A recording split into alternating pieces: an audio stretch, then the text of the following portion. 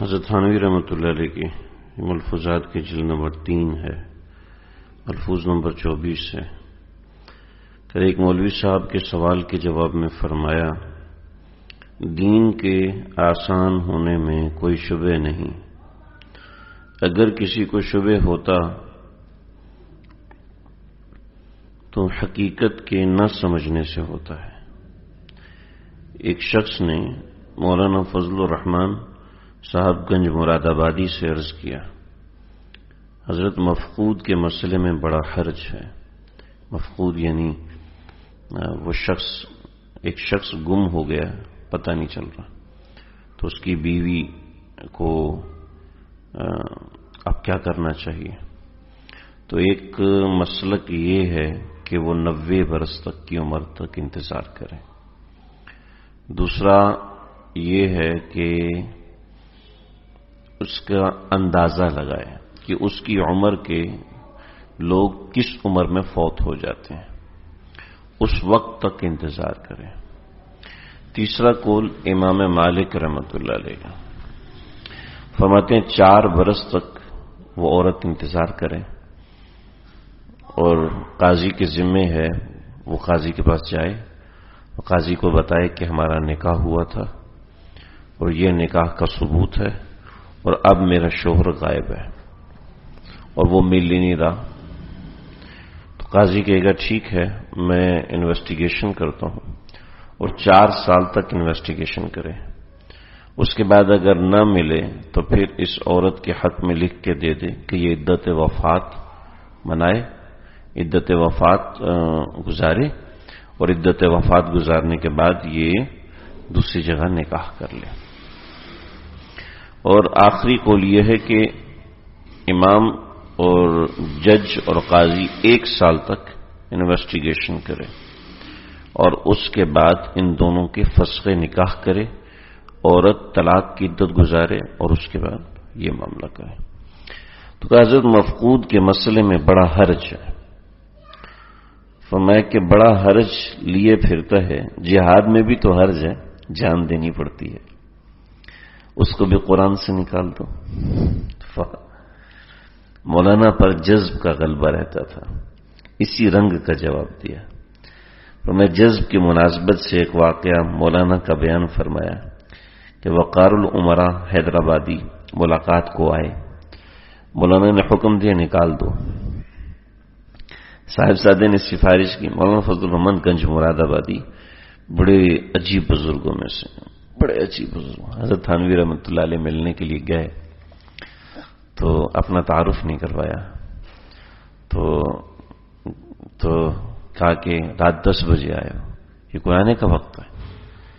کیا کہتے ہیں، اس زمانے میں گاڑیاں تو نہیں چلتی تھیں، تو رات 10 بجے آئے، یہ کوئی آنے کا وقت ہے؟ کھانا بھی اب تم کو نہیں دے سکتے۔ تو ملازم سے کہا کہ جاؤ اس کے لیے کھانا لے کر آؤ۔ کہ وہ کھانا تو ہے نہیں، ختم ہو گیا۔ کہا کہ میری بیٹی سے پتہ کر کے آؤ۔ بیٹی کے پاس گئے تو بیٹی کہتی وہ بیٹی کے پاس گئی ہی نہیں، واپس آ گئے۔ کہتا وہ کون اندھیرے میں جائے گا، وہ کھانا گرم کر کے دے گی؟ کہا نہیں ہے، کہ اس نے تاکچے میں کھانا رکھا ہے۔ کشف ہو گیا، اس نے تاکچے میں کھانا رکھا ہے، انتہائی نامعقول آدمی ہو، پتہ ہی نہیں کیا۔ دال رکھی ہوئی ہے، ان سے کو کہ ارہر کی دال انہوں نے تاکچے میں رکھی ہے، ان سے کو کہ وہ دیں، چنانچہ لے کر آئے۔ پھر فرمایا کہ آ جاتے ہیں، بتاتے بھی نہیں کہ میں مولوی صاحب ہوں۔ تو اندھیرا ہوتا تھا، نظر نہیں آتا تھا، تو حضرت کو کشف ہو جاتا تھا۔ تو وقار العمراء ملاقات کو آئے تو مولانا نے حکم دیا نکال دو۔ صاحبزادے نے سفارش کی تو کہا کہ اچھا رات 2 بجے تک کی اجازت ہے۔ تو وقار العمراء نہایت ہی بادب و سنی متبع تھے، 2 بجے چلے گئے۔ بعض لوگوں نے کہا بھائی صبح کو چلے جائیں، مگر انہوں نے جواب دیا کہ خلاف ادب ہے، یہاں پر قیام کرنا مولانا کا اس کے بعد ٹھہرنے کا حکم نہیں ہے۔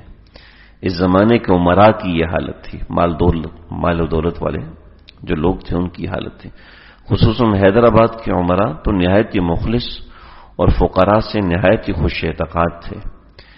ہمارے ماموں صاحب حضرت تھانوی رحمۃ اللہ علیہ کے ماموں کا نام امداد اللہ تھا، حاجی امداد اللہ مہاجر مکی اور تھے، ماموں کا نام امداد اللہ تھا، وہ بھی مجذوب ٹائپ آدمی تھے، لیکن اہل بدعت کے ساتھ یعنی سماع کے قائل اور اس طرح کی چیزوں کے قائل تھے۔ ہمارے ماموں صاحب کا فرمانا یاد آیا کہ حیدرآباد کے فقراء تو دوزخی ہیں اور عمرہ جنتی ہیں، اس لیے کہ عمرہ کا تعلق تو فقراء سے دین کی وجہ سے، فقراء کا مطلب اللہ والے یہاں مراد ہے، اور فقراء کا تعلق عمرہ سے دنیا کی وجہ سے ہے۔ ان کی دنیا پرستی کی بنا پر نظام دکن کا ایک مقولہ نقل کیا، ان سے کہا کہ مرید ہو جاؤ۔ دریافت کیا کس سے کہا کہ آپ کے شہر میں بہت سے مشائخ ہیں، کہا وہ تو خود میرے مرید ہیں، یعنی مالدار نے کہا وہ تو سارے میرے مرید ہیں کہ با ارادہ دنیا میرے پاس آتے ہیں، میں ان کا کیا مرید ہوتا۔ کہیں تو سمجھ اور کام کی بات میں حیدرآباد گیا، وہاں پر چند روز قیام رہا، چند واز بھی ہوئے۔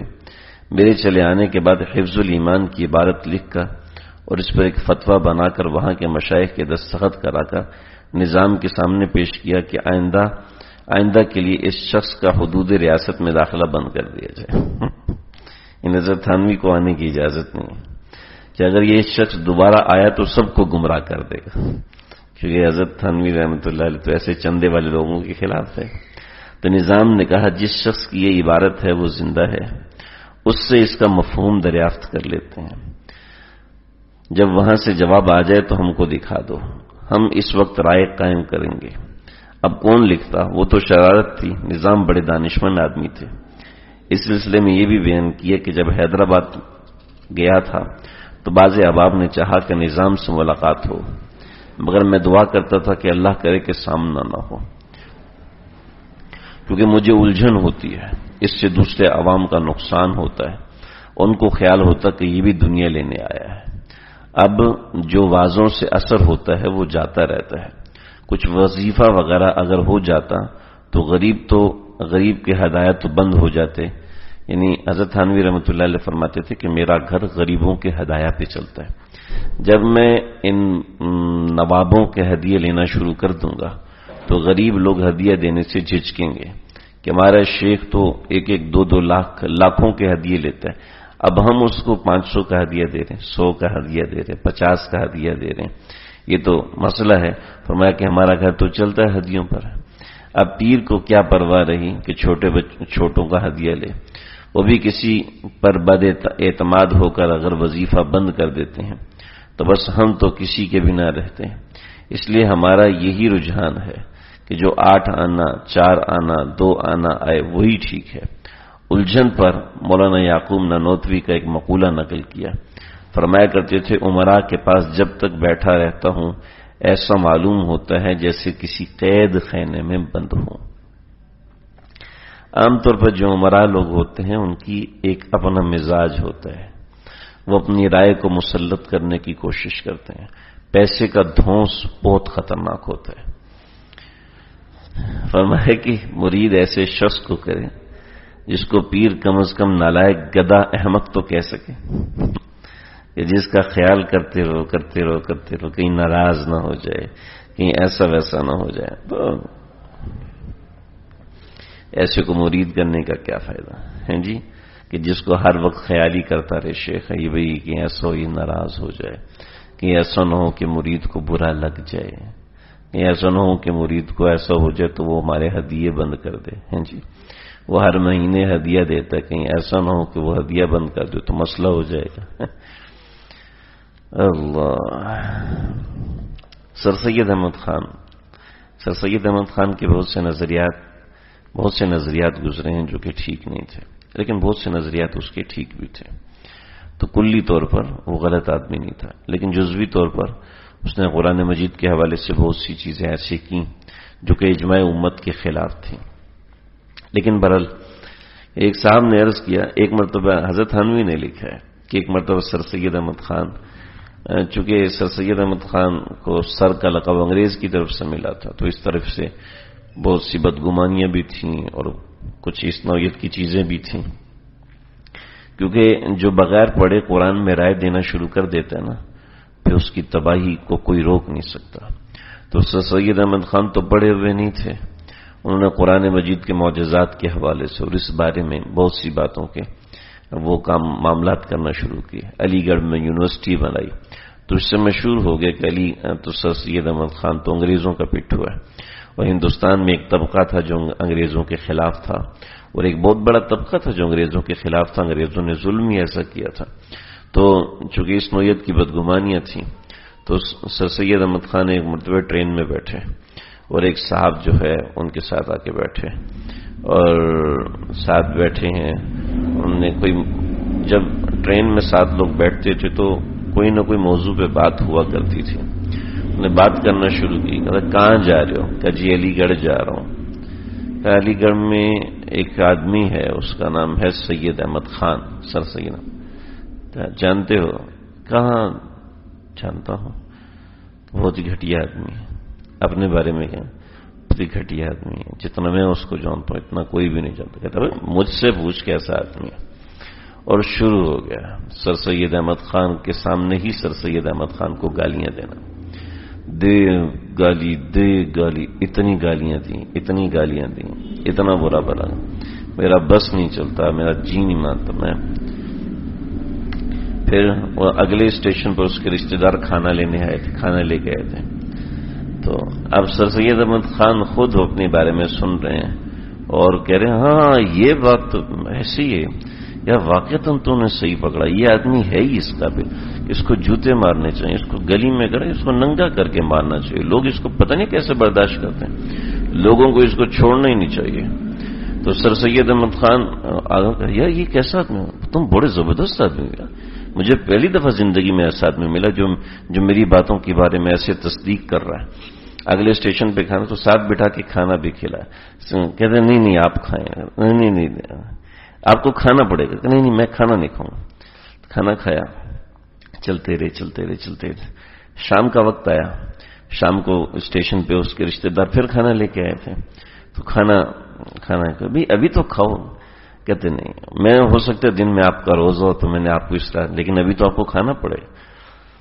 آپ تو میرے ایک ہی سفر میں اتنے بہترین دوست بن چکے ہو. میں تو علی گڑھ آؤں گا آپ کے پاس اور ہم دیکھیں گے، اور ہم دونوں مل کے جائیں گے، سر سید احمد خان کا پتلا بنائیں گے، اس کے اوپر آگ لگائیں گے، اس کو یہ کریں گے. یہ کہنے لگا نہیں میں نہیں کھا سکتا. بھائی کیا مسئلہ ہے؟ کوئی مسئلہ ہے؟ کہتے ہاں مسئلہ ہے لیکن میں نہیں بتانا چاہتا آپ کو. نہیں آپ کو بتانا پڑے گا. کہتے اصل میں آپ صبح سے جس بندے کو گالیاں دے رہے ہیں سر سید احمد خان کو، اصل میں وہ میں ہی ہوں.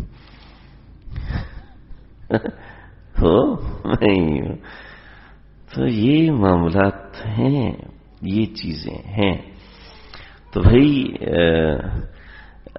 کسی بندے میں اگر برائیاں ہیں تو اس میں اچھائیاں بھی ہوتی ہیں. اسلام نے اعتدال سکھایا.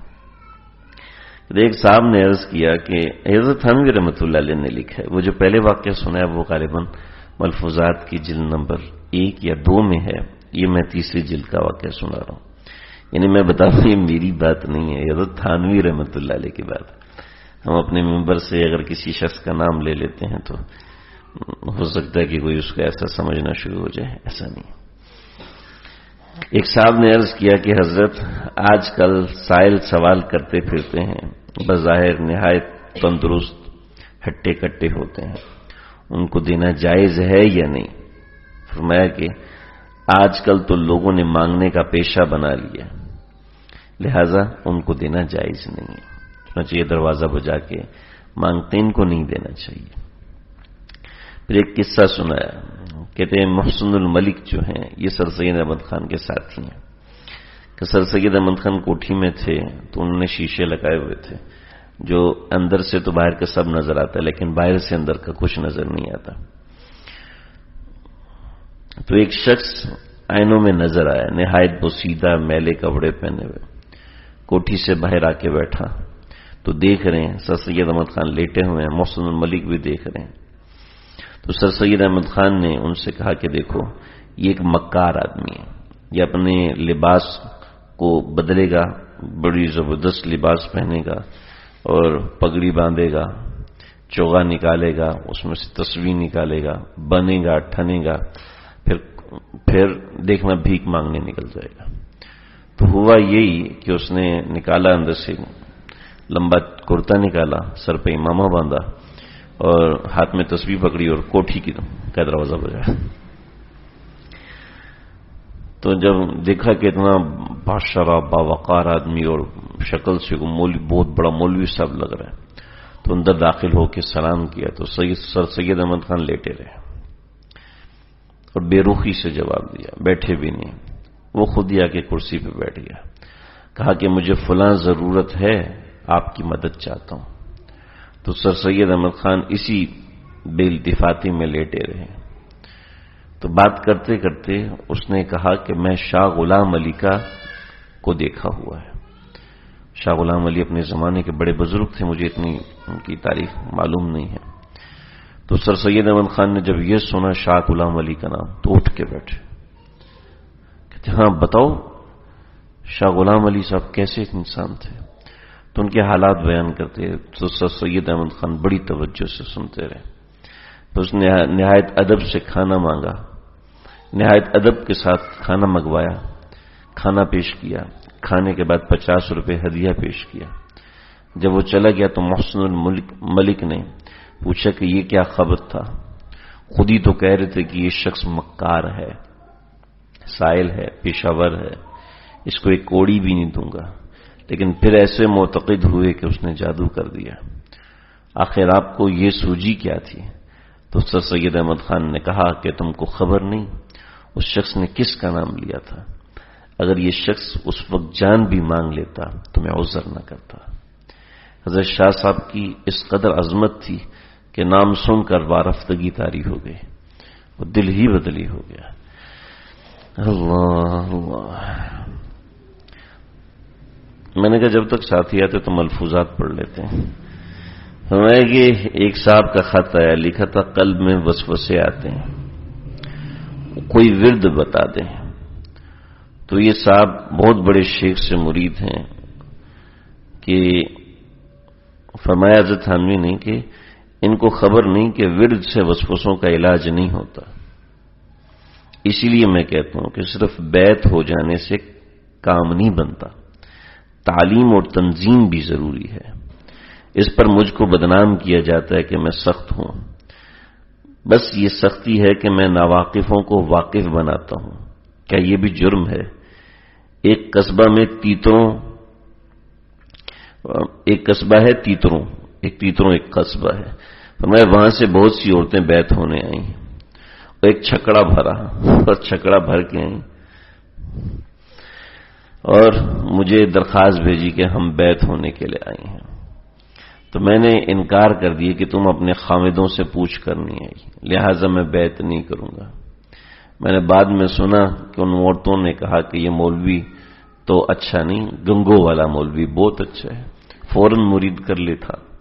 میں نے کہا بالکل سچی بات کی، دونوں جز صحیح ہیں، مولانا گنگوئی کا اچھا ہونا اور میرا برا ہونا، مگر بلانے کون گیا تھا کہ تم یہاں پر آؤ اور آ کر مرید ہو؟ سب خفا ہو کے چلی گئی۔ اللہ تو بھائی ہمارے ہاں جو ہے نا، ہمارے ہاں بسم اللہ الرحمن الرحیم نحمدہ ونصلی ونسلم علی رسولہ الکریم، ہمارے ہاں جو اصلاح کا معاملہ ہے وہ اصلاح کا معاملہ صرف یہ ہوتا ہے کہ بھئی مرید ہو جاؤ، بیت ہو جاؤ، اور کبھی جھگڑا ہوا تو شیخ سے مشورہ کر لیا، کبھی جھگڑا ہوا تو شیخ سے پوچھ لیا، کبھی کبھار مجلس میں چلا گیا، تو بس یہ ہے، اس کا نام ہے بیت ہونا، اس کا نام ہے مرید ہو جانا۔ بس اس سے زیادہ ہم لوگ نہیں سمجھتے مریدی کو، اس سے زیادہ ہم نہیں سمجھتے پیری کو۔ تو بھائی بات یہ ہے مرید ہونے کا مطلب کیا ہے؟ مرید ہونے کا مطلب یہ ہے کہ اپنے آپ کو شیخ کے ہاتھ پر وعدہ کرنا۔ وہ وعدہ اللہ سے ہوتا ہے، وعدہ اللہ سے ہوتا ہے، شیخ اس وعدے پر گواہ ہوتا ہے کہ میں نے آج سے اپنا دل اللہ سے جوڑنا ہے۔ مرید اس لیے ہوا جاتا ہے، مرید اس لیے نہیں ہوا جاتا کہ ہمارے نام کے ساتھ ان کی نسبت لگ جائے گی، یہ بہت بڑے اللہ والے ہیں، بہت بڑے بزرگ ہیں، ان کا فیض مل جائے گا، یہ بہت بڑے بزرگ ہیں، مرید ہونے سے ان کی دعائیں مل جائیں گی. یہ سب فضول باتیں ہیں، یہ سب بیکار باتیں. مرید ہوں گے تو شیخ کی توجہ مل جائے گی. توجہ کے لیے مرید نہیں ہوا جاتا، تعلیم اور تنظیم سیکھنے کے لیے مرید ہوا جاتا ہے. کسی سے بیعت ہونا یہ اصل میں اللہ سے وعدہ کرنا ہے. گو کہ ہم سب پہلے اللہ سے وعدہ کر چکے ہیں، یہ اس وعدے کی تجدید ہوتی ہے کہ مزاج میں غفلت ہے، گناہ کرنے کا شوق ہے، نیکی سے جی بھاگتا ہے، نماز سے جی اکتاتا ہے، قرآن سے دل بھاگتا ہے. اب وہ دل قرآن کی طرف کیسے لگائے؟ اب وہ دل نماز کی طرف کیسے لگائے؟ دل لگا ہوا ہے کہ اپنے آپ کو گھنٹوں شیشے کے سامنے بیٹھ کے دیکھ رہا ہے، اپنے آپ کو گھنٹوں سنوار رہا ہے. بھی اپنے آپ کو سنوارنا تو شریعت نے حکم دیا ہے، آپ علیہ الصلوۃ والسلام نے حکم دیا، صاف ستھرا رہنے کا حکم دیا، تو شریعت کا حکم ہے. لیکن شریعت ہمیں اعتدال سکھاتی کہ ایک حد میں ہو، کہ ہر وقت آئینے کے سامنے کھڑے ہیں، ہر وقت اپنے حسن و جمال کے چرچے سننے کا جی چاہتا ہے، اپنی تعریفیں کرنے کا دل کرتا ہے، اپنی تعریفیں سننے کا دل کرتا ہے، اپنے بارے میں جی حضوری چاہنے کا چاہتا ہے کہ کوئی مجھ سے نہ اختلاف کرے، نہ کوئی مجھ سے مقابلہ کرے، جو بھی مجھے ہاں جی جی جی آپ بالکل صحیح فرما رہے ہیں، آپ بالکل صحیح کہہ رہے ہیں، آپ نے تو یہ بات بھی کمال کی کر دی، آپ نے تو وہ بات بھی کمال کی کر دی. ہر وقت یہ جی میں آ رہا ہے، یہ تو مرض ہے، یہ تو نقصان دہ چیز ہے. تو اپنے دل کی کنیکٹیویٹی، دل کا جوڑ اللہ کے ساتھ کرنے کے لیے انسان مرید ہوتا ہے.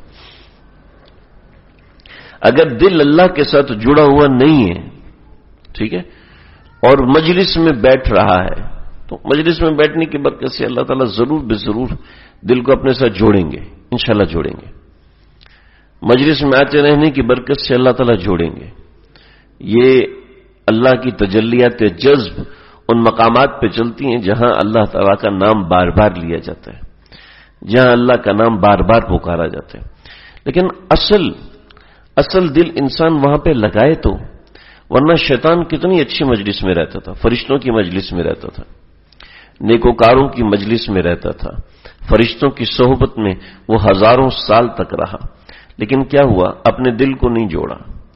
تم صرف یہ نہ سمجھے کہ مجلس میں آ جانا کافی ہے، صرف یہ نہ سمجھے کہ مجلس میں بیٹھ جانا کافی ہے، صرف یہ نہ سمجھے کہ بیان سن لینا کافی ہے. جیسے میں نے حضرت کا ملفوظ پڑھا کہ اس کے ساتھ ساتھ تنظیم اور تعلیم ضروری ہے. تنظیم اور تعلیم نہیں ہوگی تو بیعت کا کوئی مطلب نہیں ہے. تنظیم اور تعلیم نہیں ہوگی تو مجلس میں بیٹھنے کا کوئی مطلب نہیں ہے. ہاں اس کے فائدے ہوں گے، میں پھر کہہ رہا ہوں اس کے فوائد ضرور حاصل ہوں گے، نیک صحبت ملے گی اور یہ سب چیزیں ملے گی. لیکن جب تک اپنے دل کو اللہ کے ساتھ جوڑنے کی فکر نہیں کرے گا تو مزاج میں وہی گندگی رہے گی. علم بڑھتا رہے گا، مجلس میں آنے سے، مجلس میں بیٹھنے سے علم بڑھے گا اور علم میں وسعت آئے گی.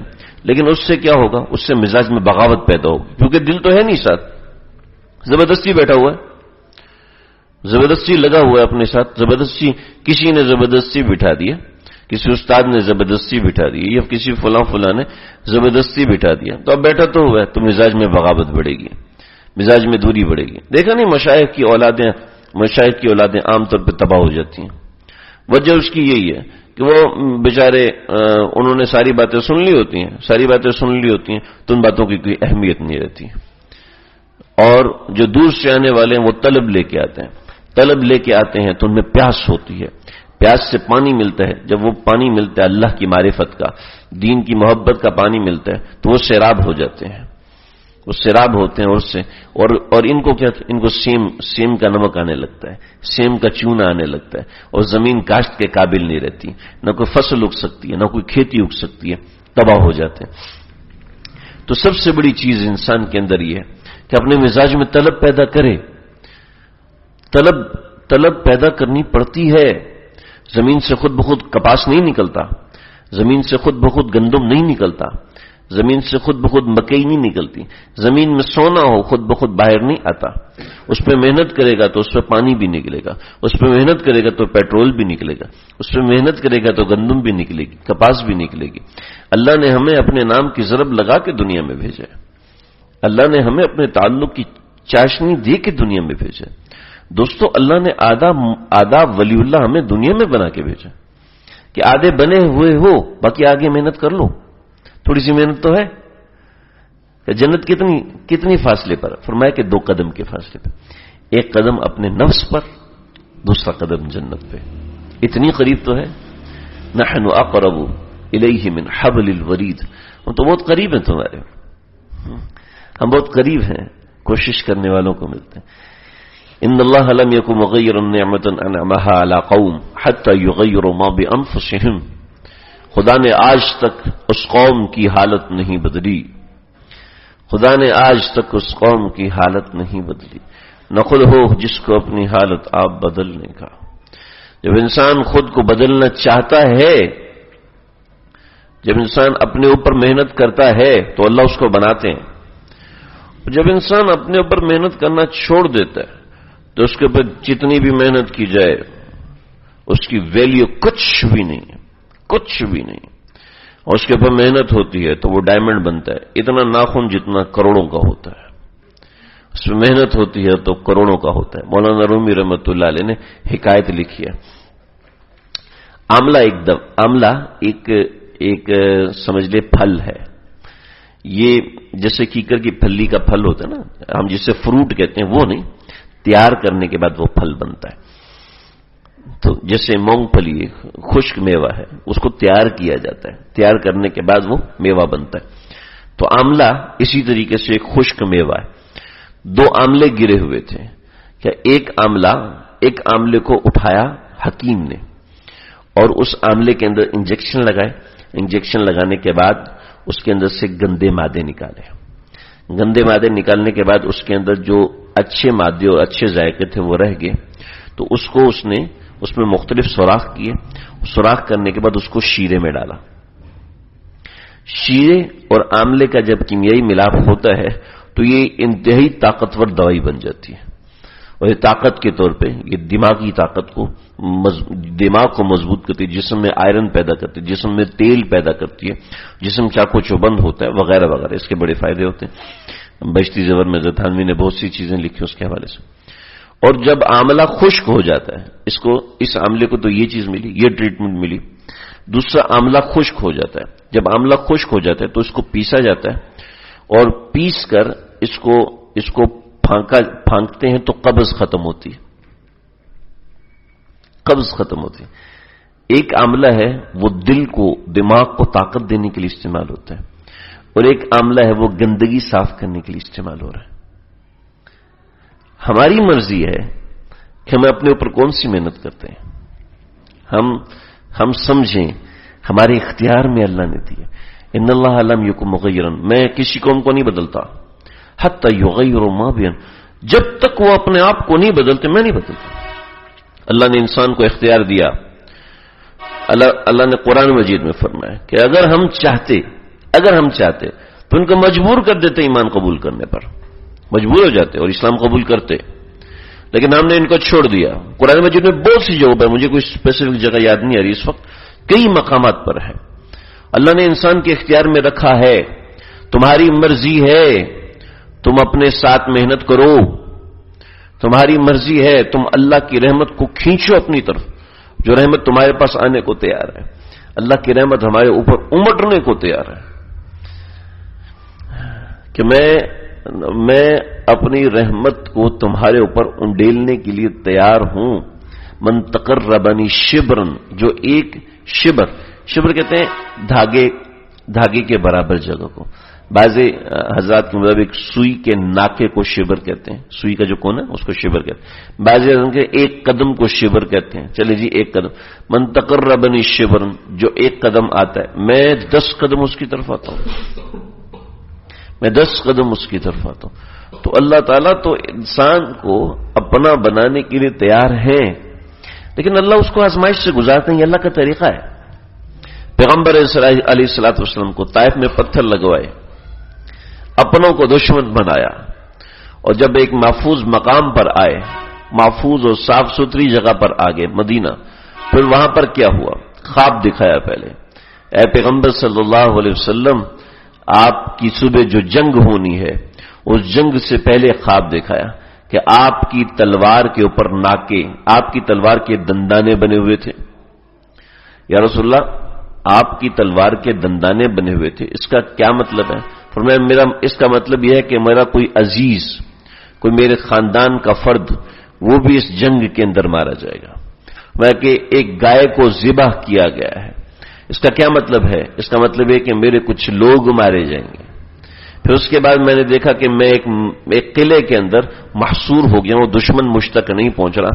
کیا مطلب ہے؟ اس کا مطلب یہ کہ ان دونوں حادثوں سے بچنا چاہتے ہو تو مدینے میں رہ کے جنگ کرو۔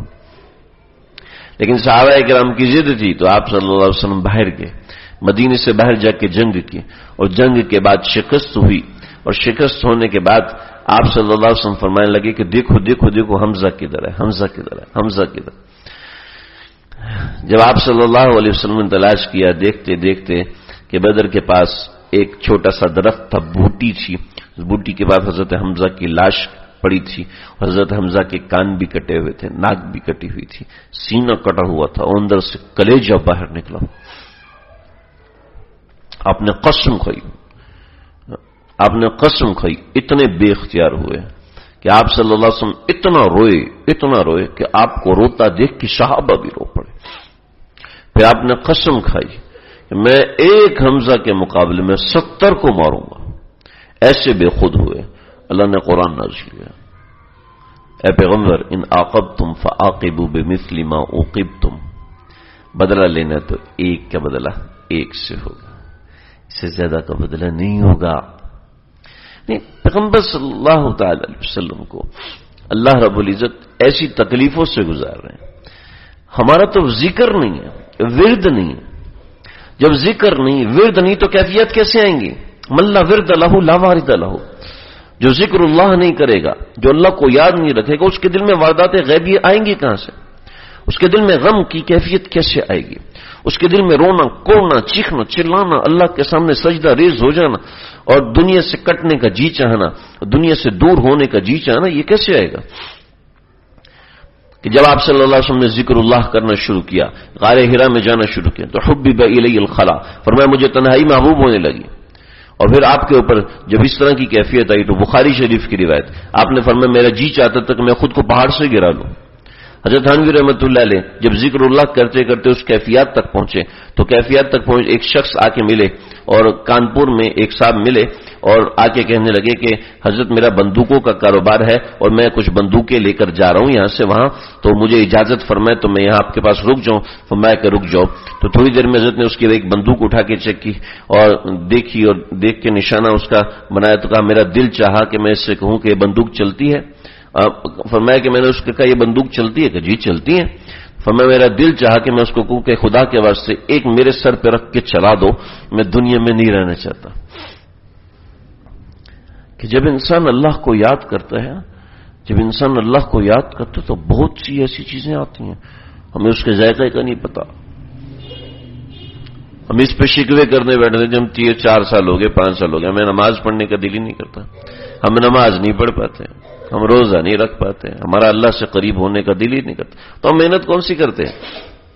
ہاں جی مجھے بتاؤ، نوکری ایسی مل جاتی ہے؟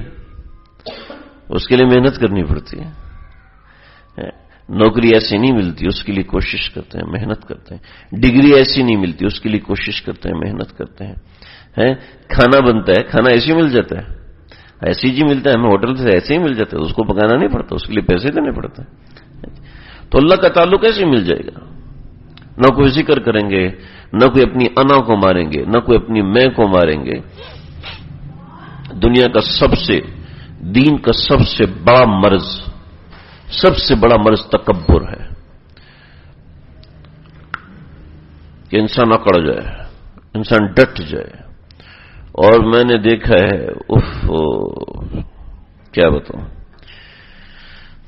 ڈر لگتا ہے کہ کتنے بڑے ہو جاتے ہیں لیکن مزاج کا تکبر ختم نہیں ہوتا، کہ مزاج میں ایک جا ہے، ایک میں نے یہ کہا ہے اور ایک میں نے یہ فرمایا ہے اور یہ میں نے ایسے کہہ دیا، میں نے ایسے بول دیا. یہ جو میں ہے یہ اتنی خطرناک چیز ہے، یہ ایسی خطرناک چیز ہے کہ انسان کو تباہ کر دیتی ہے. اس لیے آپ صلی اللہ علیہ وسلم نے فرمایا کہ من کان فی قلبہ مثقال حبۃ من الکبر، جس کے دل میں رائی کے دانے کے برابر تکبر ہے، رائی کے دانے کے برابر تکبر، لم يدخل الجنہ، جنت نہیں جائے گا. صرف یہ نہیں کہ جنت ہے، ولم یجد ریحھا، وہ جنت کی خوشبو بھی محسوس نہیں کرے گا. حتیٰ کہ کیا ہوگا، یہاں تک فرمایا حتیٰ لہو اہون من الکلب والخنزیر، یہاں تک کہ وہ لوگوں کی نظر میں کتے سے بدتر ہو جائے گا، خنزیر سے بدتر ہو جائے گا. پھر آقا صلی اللہ علیہ وسلم کتنے خطرناک الفاظ استعمال فرمائے، جس کے مزاج میں تکبر ہے. اب مسئلہ یہاں پر یہ ہوتا ہے کہ جب ہم یہ باتیں سنتے ہیں، جب میں یہ بات بیان کرتا ہوں تو میری سب سے پہلے نیت ہوتی ہے کہ یہ جو حاشر ہے نا یہ ایسے کرتا ہے، یہ جو دانے والا ہے نا یہ ایسے کرتا ہے، یہ دانش بھائی یہ ایسے کرتا ہے. اپنے بارے میں تو سوچنا ہی نہیں. یہ سب سے بڑا تکبر کہ اپنے بارے میں اپنے آپ کو انسان گھٹیا سمجھے، اپنے آپ کو انسان حقیر سمجھے. مجدد الفسانی رحمت اللہ علیہ یہ وہ شخص ہے جب بر صغیر پاک و ہند میں اکبر بادشاہ نے ایک دین اکبری مروج کیا، کچھ ایسے مشیر، کچھ ایسے خاص لوگ اس کے ساتھ شامل ہو گئے، اس نے اس کو پٹی بڑھائی. اکبر 1000 سال کے بعد دین بدلی ہو جاتا ہے، اور دین وہ ہوتا ہے جو وقت کا بادشاہ ہو. پیارے پیغمبر صلی اللہ علیہ وسلم وقت کے بادشاہ تھے، لہذا ان کا دین چلا. 1000 سال ہو گئے، اب 1000 سال کے بعد آپ کا دین آئے گا. چنانچہ ہندوستان کے اندر آج کا انڈیا، آج کا پاکستان، سری لنکا، افغانستان، ایران اور آگے چلے جو سعودی عرب، ترکی، یہ پورا علاقہ، یہ پورا بر صغیر، یہ پورا ہندوستان تھا. رشیا کو نکال دو، یہ پورا بر صغیر یہ ہندوستان تھا. اتنے بڑے علاقے کا بادشاہ اکبر، اس نے کہا اچھا، تو اس نے اپنی مرضی کا ایک دین نکالا، دین الہی یا دین اکبری، اور یہ نکالا اور ساری مساجد اور سارے مدارس میں حکم دے دیا کہ یہ مکس دین پڑھایا جائے گا، جس میں ہندو بھی شامل ہے، جس میں ہندو مت بھی شامل ہے، اور جس میں عیسائیت بھی شامل ہے، جس میں مسلمان بھی شامل ہے. کہ مسلمان آج کے بعد حضرت عیسیٰ کو بھی پوجا کریں گے، آج کے بعد بتوں کو بھی پوجا کریں گے، گوتم بدھا کی بھی پوجا کریں گے اور اللہ کی بھی پوجا کریں گے. آج کے بعد مسلمانوں کی مسجدوں میں تینوں کے بت رکھے ہوں گے. جی، حضرت عیسیٰ کا بھی رکھا ہوگا، گوتم بدھا کا بھی رکھا ہوگا، اور اللہ کی ذات کی بھی عبادت کریں گے. عجیب بات ہے. اب یہاں پر ایک بڑی جماعت علماء کے مقابلے میں کہ ایسا کیسے ہو سکتا ہے، ان سب کو قتل کر دیا. سب کو قتل کیا تو گھبرا گیا، سب پیچھے چلے گئے، سب کو جان پیاری ہے. کیوں جی؟ آپ کو پتا ہو کہ باہر اگر آج آپ دفتر جائیں گے تو آپ کو اڑا دیا جائے گا، تو آپ کی بیگم جانے دے گی آپ کو؟ آپ کے بچے جانے دیں گے آپ کو؟ وہ کہے مر جاؤ، پہلے ہمیں مارو پھر خود یہاں سے نکلنا. ایسے ہی ہوگا نا. اب بقیہ سب دب گئے. تو اس وقت اٹھے مجدد الفسانی رحمت اللہ علیہ. اب یہ وہ شخص تھا کہ اگر اس کو مار دیا تو کروڑوں لوگ اس سے مرید ہیں، کروڑوں لوگ ان کو فالو کرتے ہیں. اگر اس کو مار دیا تو بغاوت ہو جائے گی ہندوستان میں، پھر تو کچھ نہیں ہو سکتا. چنانچہ مجدد الفسانی کو کہا ہم اس کو ماریں گے نہیں، ہم ان کو قید کریں گے. چنانچہ قلعہ بہاولپور میں قید کیا. قلعہ بہاولپور بڑا مشہور، قلعہ بہاولپور میں قید کیا. تقریباً 2.5 لاکھ لوگ وہاں پر قید تھا. جس نے دین اکبری تسلیم نہیں کیا ان سب کو اندر ڈالا، اور وہاں پر اپنے میسنجر چھوڑے، اور ان میسنجروں نے کام کرنا شروع کیا لوگوں کے. عام لوگوں کو تو نہیں پتا. اب عام لوگوں کو نہیں پتا تو وہ تو جیسے انور شاہ کشمیری رحمۃ اللہ علیہ مدرسے میں دارالعلوم دیوبند میں پڑھ رہے تھے، تو ایک پادری آیا اور اس نے کہا کہ یہ بتاؤ، اوپر اللہ نیچے انسان، کون افضل؟ کہا جی اللہ افضل، انسان غیر افضل.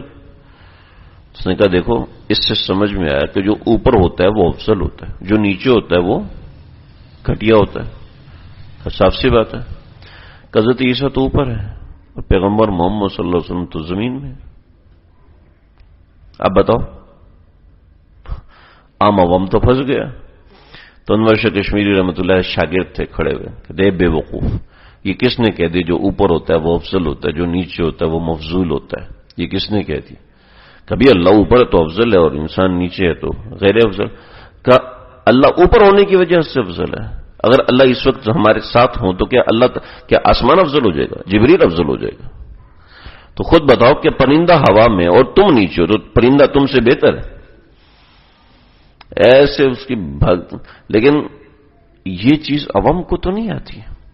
چنانچہ وہ لوگ مرتد ہوتے ہوتے ہوتے ہوتے اب جب مجدد الفسانی وہاں پر گئے تو وہ سارے لوگ مسلمان، ان کو تبلیغ کی وہ سب مسلمان، پھر اور لوگوں کو تبلیغ کی، دوسرے قلعے میں ڈالا ان کو تبلیغ کی وہ بھی مسلمان، پھر تیسرے قلعے میں، تو یہاں جو فالوور کم کرنے تھے وہ فالوور بڑھتے چلے گئے، کہ جو جیل میں لوگ تھے وہ تو اپنے بن رہے تھے اور وہ بھی مخالف ہونا شروع ہو گیا حکومت کے۔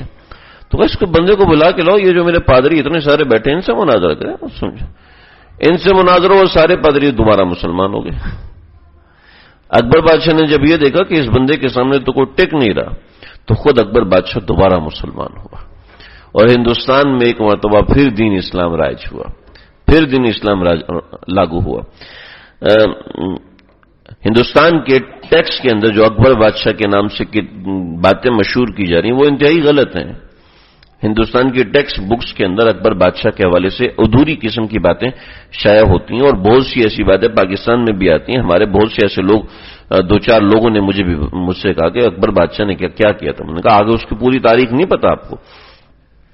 تو اکبر بادشاہ جب مسلمان ہوا، دوبارہ مسلمان ہوا، تو پورے ہندوستان کے اندر مجدد الفسانی نے دین کی حفاظت کی تو کتنا بڑا نام بنا ہوا۔ تو مجدد الفسانی رحمۃ اللہ علیہ کے ہمسائے میں ایک شخص رہتا تھا جو کہ ڈاکو تھا اور شراب بھی پیتا تھا۔ تو مجدد الفسانی کے جو خانقاہ کے بڑے تھے، جو مینیجر تھے، انہوں نے اس بندے کی شکایت لگائی، پولیس آ کے اٹھا کے لے گئی، اتنے بڑے آدمی کی طرف سے شکایت ہے، پولیس آ کے لے گئی۔ تو مجدد الفسانی نے کہا تم نے شکایت لگا؟ جی تو بہت گھٹیا قسم کا آدمی، تھوڑا سا تھا، ویسا تھا۔ فرمایا کہ ایک بات سنو، ایک بات سمجھو، احمد 15 سال سے جانتا تھا کہ بندہ شرابی ہے، یہ بندہ ڈاکو ہے، احمد 15 سال سے جانتا تھا، لیکن اللہ کی قسم احمد نے اس بندے کو ایک دن اپنے سے زیادہ حقیر نہیں سمجھا۔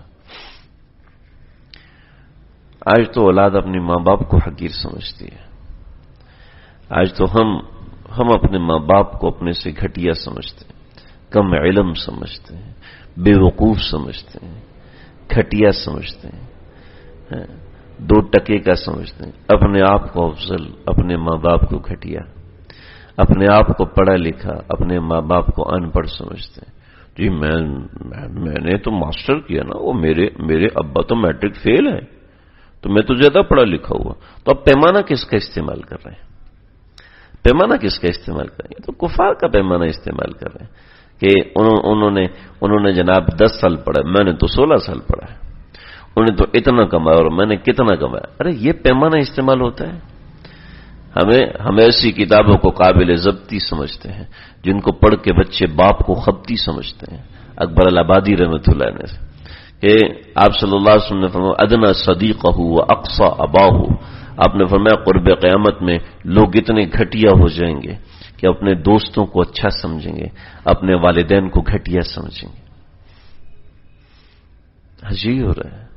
اور گھٹیا سمجھنے والے ہم داڑھی ٹوپی والے ہیں، داڑھی ٹوپی والے نیک لوگ سمجھے جاتے ہیں کہ اپنے یہ تو بڑا ایسا ہے ویسا ہے، اس طرح کا اس طرح، جن کی وجہ سے تیرا وجود ہے انہی کو گھٹیا سمجھ رہے، جن کی وجہ سے تو اس وقت دنیا میں موجود ہے انہی کو تو ایسا سمجھ رہا ہے۔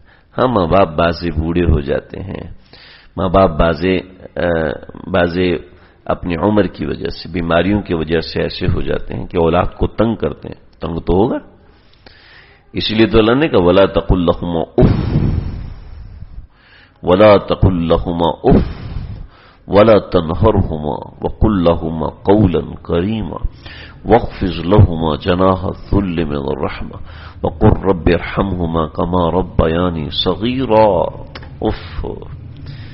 ایسی تو اللہ ہمارے خالق نے، ہمارے مالک نے، ہمیں پیدا کرنے والے نے ایسی تو نہیں کہہ دیا نا، ایسی تو ہمیں ان کے سامنے نہیں جھکایا نا. ولا تنہرہما واخفض لہما جناح الذل، واخفض لہما جناح الذل، واخفض لہما کیا مطلب؟ اپنے پروں کو ان کے سامنے گرا دو. کیا مطلب ہے؟ امام راضی رحمۃ اللہ نے اس کی بڑی زبردست تطبیق دی ہے. فرمایا کہ جب ہم مرغی کو ذبح کرتے ہیں تو جب اس کی جان نکل رہی ہے وہ اپنے پروں کو ایسے پھیلاتی ہے، یوں کر کے نا ایسے اپنے پروں کو پھیلاتی ہے اور ذبح کرنے والے کسائی کے سامنے بے بسی کا اظہار کرتی ہے، اور جب اس کی جان نکلتی ہے تو اس کے پر پھڑپھڑاتے ہیں اور وہیں پہ ختم ہوتی ہے، اس کے پر پھیلے ہوئے ہوتے ہیں اور بتا رہی ہوتی کہ میں تیرے سامنے بالکل بے بس ہوں، اب میری کھال اتار لے، اب میرے پروں کو نکال دے، اب میرے گوشت کو صاف کر لے. تو وہ اپنی بے بسی کو اپنے پروں کو پھیلا کے ظاہر کرتی. اور میں واخفض لہما جناح الذل، ان کے سامنے بے بس ہو جاؤ، بے بس ہو جاؤ کہ آپ جو کہتے ہیں وہ کریں گے، جو کہتے ہیں. پتہ نہیں مجھے واقعہ ایک اور یاد آ رہا ہے.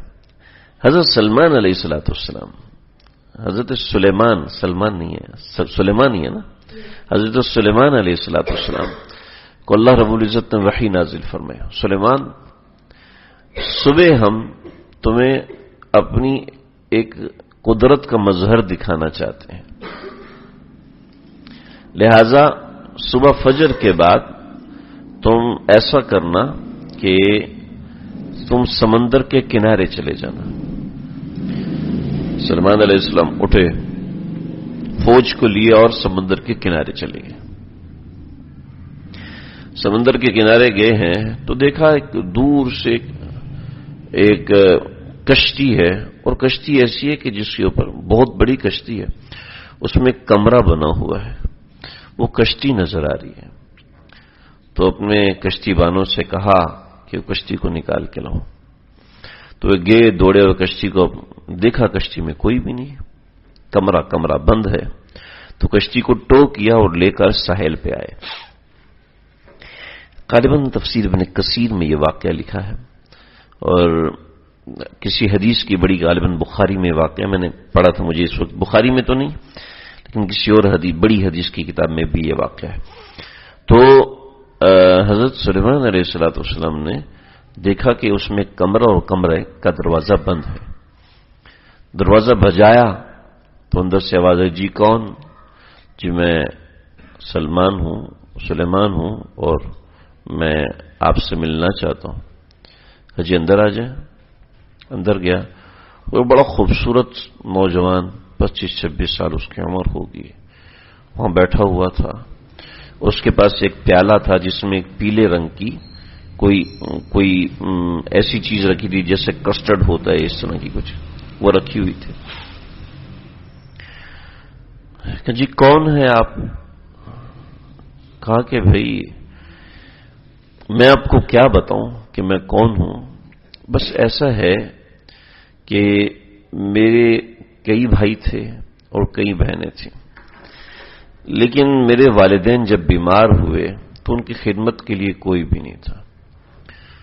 میں نے اپنے والد اور والدہ کی 20 برس تک خدمت کی، اور 20 برس تک خدمت کرتے کرتے کرتے کرتے والد صاحب کا انتقال ہونے والا تھا. تو میں نے اپنے والد صاحب سے کہا کہ ابو آپ جانے والے ہیں، میرے لیے دعا کریں. میرے والد نے کہا کہ بیٹا میں دعا کرتا ہوں اللہ تجھے لمبی عمر عطا فرمائے. والد صاحب کا انتقال ہوا، پھر والدہ صاحبہ کی خدمت میں لگا. 20 برس تک کے سال کے بعد 20 برس کے بعد والدہ بھی انتقال کے دہانے تک پہنچی. تو میں نے اپنی والدہ سے کہا کہ میرے لیے دعا کریں. تو والدہ نے فرمایا کہ میں تیرے لیے دعا کرتی ہوں کہ اللہ تعالیٰ تیری ساری زندگی عبادت میں گزار دے. تو اب 70 سال کی عمر میں والد کا انتقال ہوا. 90 سال کی عمر میں والدہ کا انتقال ہوا. خود سوچے اس آدمی کی عمر کتنی ہوگی؟ 50 تو ہوگی نا، 50 تو ہوگی، جو 70 ہوگی. کہنے لگے کہ اگلے دن جب میں اٹھا ہوں تو ایسے ہی سمندر کے کنارے آیا بیٹھ کے ذکر کروں تو یہاں پر ایک یہ کشتی آئی. مجھے غیب سے آواز ہے کہ اس کشتی میں سوار ہو جاؤ. میں کشتی میں سوار ہوا تو وہاں پر یہ غذا رکھی ہوئی تھی. مجھے حکم ہوا کہ اس غذا کو کھاؤ. جیسی میں کھایا تو میرے جسم میں تبدیلی آنا شروع ہوئی اور ہوتے ہوتے ہوتے میں ایسا جوان ہو گیا. اور اس جوانی کے عالم میں میں کھڑا ہوا اور میں نماز پڑھنا شروع ہوا. اب نہ مجھے نیند آتی ہے، نہ مجھے تھکاوٹ ہوتی ہے، نہ مجھے پریشانی ہوتی ہے. جب بھوک لگتی ہے تو یہ پیالہ دوبارہ بھر جاتا ہے، اس کو کھا لیتا ہوں، تھکاوٹ بھی ختم ہو جاتی ہے، غم بھی ختم ہو جاتا ہے، نیند بھی ختم ہو جاتی ہے اور میرا جسم دوبارہ تر و تازہ ہو جاتا ہے اور میں اٹھ کے عبادت کرنے لگتا ہوں. اور یہی میرا صبح شام کا معمول ہے. کہا کتنے عرصے سے ہو؟ کہنے لگا کہ میرے زمانے میں حضرت ابراہیم علیہ السلام پیغمبر تھے، اب اس زمانے میں کون پیغمبر ہے مجھے نہیں پتا. کہ میں سلیمان ہوں، میں اللہ کا پیغمبر ہوں. ان دونوں کے درمیان تقریباً 800-900 برس کا فاصلہ ہوگا. حضرت سلیمان اور حضرت ابراہیم علیہ، مجھے اس وقت صحیح یاد نہیں. تو اللہ تعالی نے والدین کی ذات میں ایک بہت بڑی چیز رکھی ہے. میں بیان تو کوئی اور کر رہا تھا، ملفوظات کے اوپر سے چلتے چلتے تو بات میری اس طرف آ گئی اور میں یہ بات اسی پہ ختم کرتا ہوں. اپنے والدین کی، جس کے والدین حیات ہیں، دیکھو ان کی عزت کریں، ان کی قدر کریں، ان کے مقام کو پہچانیں. میرے جاننے میں ایک خاتون ہیں، میری محرم رشتہ دار تھیں. ایک مرتبہ انہوں نے اپنی والدہ صاحبہ سے سخت الفاظ میں بات کی. میں نے ان سے کہا کہ دیکھیں میں یہاں سے جاؤں گا نہیں جب تک آپ اپنی والدہ سے معافی نہیں مانگیں گی. کہنے لگی جی ہم تو بات یہ سے کرتے ہیں. میں نے کہا جیسے بھی کرتے ہیں آپ کو اپنی والدہ سے معافی مانگنی چاہیے. یہ جو آپ نے طرز اختیار کی انتہائی گھٹیا اور غلط ہے. کہ ایسا نہ ہو اس سے آپ کا ایمان چھن جائے، اور ڈر لگتا ہے کہ ایمان نہ چلا جائے. تو یہ والدین، پتہ نہیں میری بات کہاں سے کدھر نکل گئی. والدین ہمارے پاس بہت بڑا سرمایہ ہے. اچھا والدین ہیں نہیں، انتقال ہو چکا، دوسرے شہر میں رہتے ہیں، پھر کیا کریں؟ تمہارے دن میں مایوسی نہیں ہے. میں نے ایک مرتبہ اپنے استاد محترم حضرت مفتی نعیم صاحب دامت برکاتہم سے سوال کیا کہ اگر والدین کا انتقال ہو گیا ہے، موجود نہیں ہے، پاس نہیں رہتے تو کیا کریں؟ تو فرمایا ہمارے دین نے بہت بڑا طریقہ کار سکھایا ہے. کوتاہیاں ہوئی ہیں، غلطیاں ہوئی ہیں، والدین کی نافرمانی ہوئی ہے، بہت سی ایسی چیزیں ہوئی ہیں. معافی مانگنے کا ذریعہ نہیں ہے، معافی مانگنے کا طریقہ نہیں آتا. اب کیا کریں؟ دنیا سے رخصت ہو گئے، اب کیا کریں؟ میں کہ دعا ہر چیز کی تلافی کر دیتی ہے. یہ نہیں کہ پہلے ماں باپ کو گالیاں دیں پھر کہیں جی میں دعا کر لوں گا تلافی ہو جائے گی. یہ تو دین کے ساتھ مذاق ہے. دین ہے، مذاق نہیں ہے. کہ دعا کے ذریعے سے تلافی کریں، ایصال ثواب کے ذریعے سے تلافی کریں. جن کے والدین حیات ہیں زندگی میں والدین کی قدر ہے. یہاں اکڑ ایسی چیز ہے والدین کے سامنے تباہ کر دیتی ہے، استاد کے سامنے تباہ کر دیتی ہے، شیخ کے سامنے تباہ کر دیتی ہے، لوگوں کے سامنے رسوا کر دیتی ہے. یہ اکڑ اور یہ تکبر ایسی چیز ہے. فرعون اتنا عادل تھا کہ حضرت موسیٰ علیہ السلام 10 سال کے بعد بھی ڈر رہے تھے کہ مجھ سے قبطی مارا گیا تھا، کہیں ایسا تو نہیں کہ فرعون اس کے جرم میں مجھے اٹھا دے گا، کہیں ایسا نہ کہ وہ مجھے بھی. وہ اتنا عادل تھا، اس کا عدل مشہور تھا. لیکن کیا تھا؟ تکبر نے اس کو تباہ کر دیا، تکبر نے اس کو برباد کر دیا. جس شخص نے تکبر کیا ہے نہ دنیا میں چین سے رہ سکے نہ آخرت میں اس کے لیے چین ہوگا. تو یہ تکبر انسان کو دنیا میں رسوا کر دیتا، کسی کے سامنے جھکنے نہیں دیتا، کسی کے سامنے چھوٹا نہیں بننے دیتا. ہر کوئی بڑا بنا ہوا ہے، عالم مفتی وہ بھی بڑا بنا ہوا ہے، شیخ وہ بھی بڑا بنا ہوا ہے، مرید وہ بھی بڑا بنا ہوا ہے، اولاد وہ بھی بڑی بنی ہوئی ہے، والدین وہ بھی بڑے بنے ہوئے ہیں. تو چھوٹا کون ہے؟ اسی تکبر نے فساد میں مبتلا کیا. دوستوں ہم اپنے اندر اگر میری بات یہ چل رہی تھی کہ ہم اپنا تعلق اللہ سے بنائیں، اور اللہ سے تعلق بنانے میں سب سے بڑی رکاوٹ انسان کا مزاج ہے. اللہ سے جوڑنے میں سب سے بڑی رکاوٹ میں خود ہوں. میری اپنی ذات ہے، میری اپنی رائے ہے. اپنے نفس پہ ایک پاؤں رکھو، دوسرا پاؤں جنت میں ہوگا، دوسرا پاؤں اللہ کے تعلق کے ساتھ جوڑنے والا ہوگا. تو انسان اپنے نفس کی اصلاح کرانے کے لیے شیخ سے جڑتا ہے. شیخ سے جڑا ہوا ہے، اصلاح کرا ہی نہیں رہا. شیخ سے جڑا ہوا ہے، پوچھنے کی توفیق نہیں. شیخ سے جڑا ہوا ہے معاملات ذکر کرتے ہوئے شرم آتی ہے. کیسے بتاؤں کہ میرے مزاج میں یہ کمی ہے، کس طریقے سے بتاؤں کہ میرے مزاج میں یہ کوتاہی ہے. یہ حجاب انسان کو تباہ کر دیتا ہے، یہ حجاب انسان کو پریشان کر دیتا ہے. میرے سے تعلق میں ایک صاحب ہیں، انہوں نے مجھے کہا 6 مہینے کے بعد میں ایک بات بتاؤں، ناراض نہیں ہونا. میں نے کہا ناراض ہونے والی ہوئی تو ہوں گا، صاف سی بات. کہنے لگے چلو بتاتا ہوں. میرا معاملہ یہ ہے کہ میں اس گناہ میں مبتلا ہوں. میں نے کہا دیکھو یہ گناہ کوئی مسئلہ نہیں ہے، اس سے آگے کا گناہ بھی کر لو تب بھی کوئی مسئلہ نہیں ہے، اس سے آگے والا گناہ کر لو تب بھی کوئی مسئلہ نہیں. مسئلہ یہ کہ اب بتائیں گے نہیں. جب آپ نہیں بتائیں گے تو اس کا علاج نہیں ہو سکتا. اللہ نے طریقہ رکھا ہے، ایک طریقہ کار رکھا ہے. نافق حنظلہ، حضرت حنظلہ بولتے جائے، حنظلہ منافق ہو گیا، حنظلہ منافق ہو. اپنی بات بتائیں، اپنا مزاج بتائیں، اپنی کمی بتائیں. اللہ نے طریقہ رکھا ہے. ڈاکٹر کتنا بھی اچھا ہو، ایک بہت زبردست حکیم تھے، وہ عورتوں کو نہیں دیکھتے تھے. اب عورتیں دکھانے آتی تھی تو کیا کرتے ہیں، پردے کے پیچھے سے وہ دھاگا پکڑاتی، یہ دھاگا پکڑتے اور نسخہ لکھ کے دے دیتے، ان کو سمجھ میں آ جاتی تھی. تو ایک شرارتی عورت تھی، وہ گئی بلی لے کر. بلی بھوکی تھی تو اس کے پاؤں پہ اس نے وہ دھاگا باندھ دیا، دوسرا دھاگا حضرت نے پکڑ لیا. انہوں نے لکھ کے دیا آدھا گلاس دودھ اور آدھا کلو کچا گوشت. بڑے حیران ہوئے یہ کیا لکھ کے دیا. تو اس نے بتایا کہ میں اصل میں بلی لے کے گئی تھی، اس کے پاؤں پہ باندھا تھا. لیکن جانا ان کو بھی پڑا، دھاگا ان کو بھی پکڑانا پڑا. وہ اتنے صاحب کشف سے کہ دھاگا پکڑنے سے پتہ چل جاتا، لیکن اللہ نے طریقہ رکھا کہ دھاگا پکڑنا پڑا. ایسے نہیں ہوتا. اللہ نے دنیا دارالاسباب بنایا. خود بخود میری اصلاح ہو جائے، خود بخود میرے اندر کا مرض ختم ہو جائے، خود بخود میں منقع پاک صاف اور اللہ والا بن جاؤں، ولی اللہ بن جاؤں. ایسے نہیں ہوتا. اگر کوئی عیب کھل گیا تو اتنے پاگل، اتنے پریشان ہوں گے، اتنے تکلیف میں آئیں گے. بھئی بات یہ ہے کہ انسان یہی سمجھے. حضرت بایزید بسطامی رحمت اللہ علیہ، ان سے کسی نے کہا حضرت آپ دعا کیجئے اللہ مجھے آپ کی طرح کا بنا دے.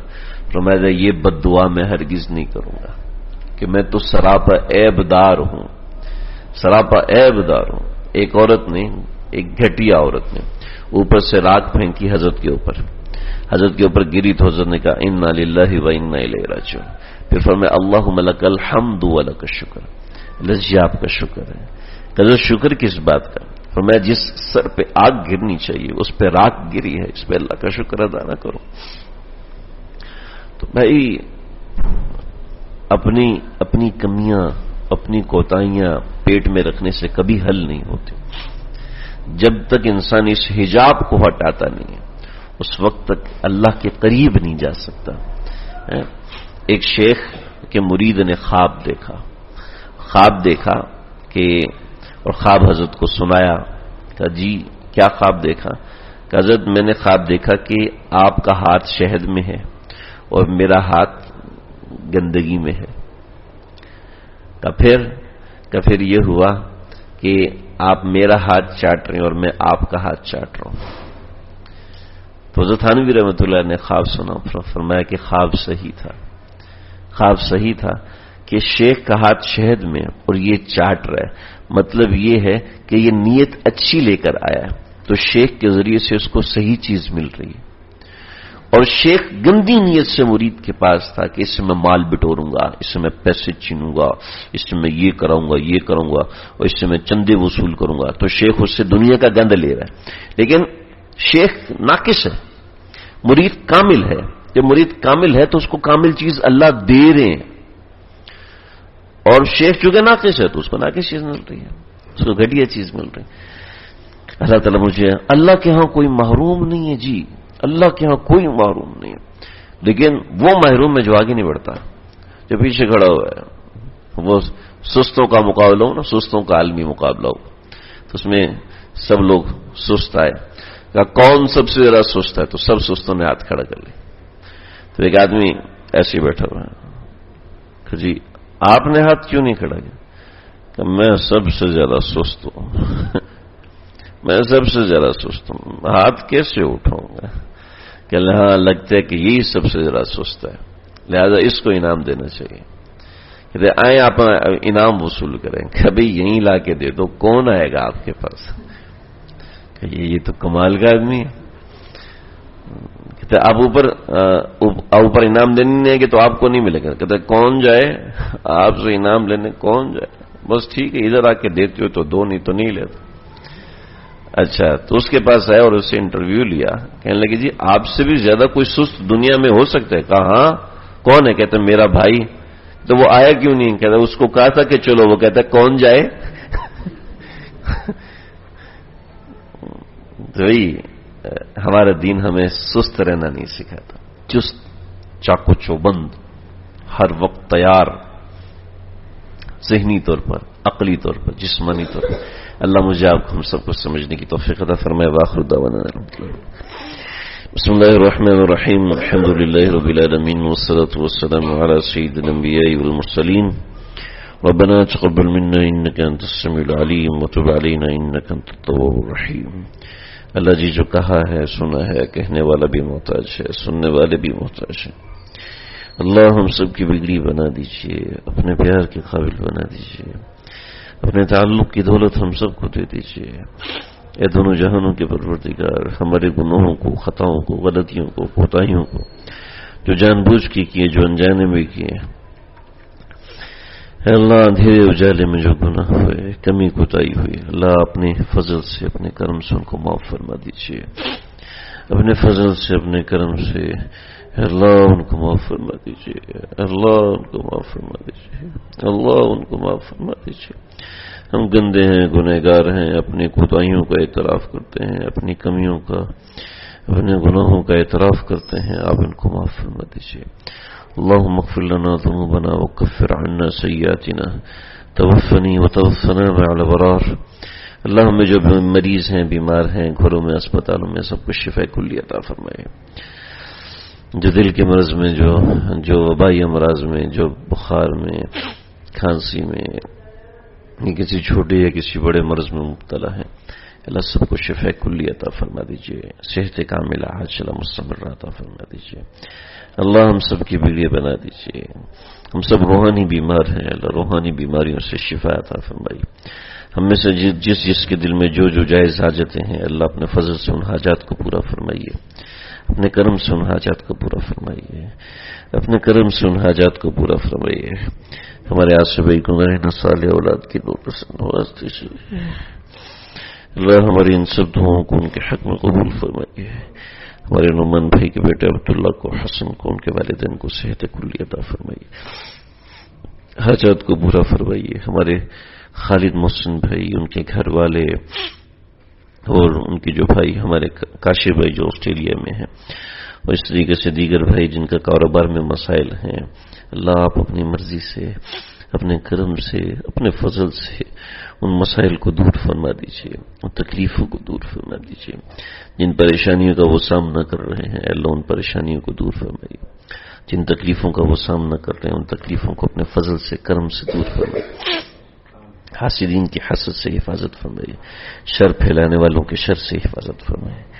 ہمارے ڈاکٹر خالد بھائی، ان کی گھر والے، ان کے بچے، اللہ ان سب کے حالات پر رحم فرمائیے، کرم فرمائیے. ہماری جملہ دعاؤں کو ہم سب کے حق میں، وہ لوگ جو جہاں جہاں سن رہے ہیں ان سب کے حق میں، اور ان سب کی جائز حاجات کو اپنے فضل سے، کرم سے اللہ پورا فرما دیجیے، اللہ پورا فرما دیجیے۔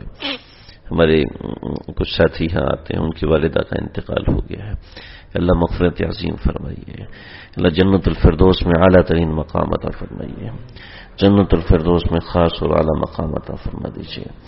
اے اللہ، اے اللہ، ہمارے جتنے عزیز و اقارب دنیا سے جا چکے ہیں، اللہ سب کی مغفرت فرمائیے، رحمت کاملہ میں جگہ عطا فرمائیے، جنت الفردوس میں اعلیٰ مقام عطا فرمائیے۔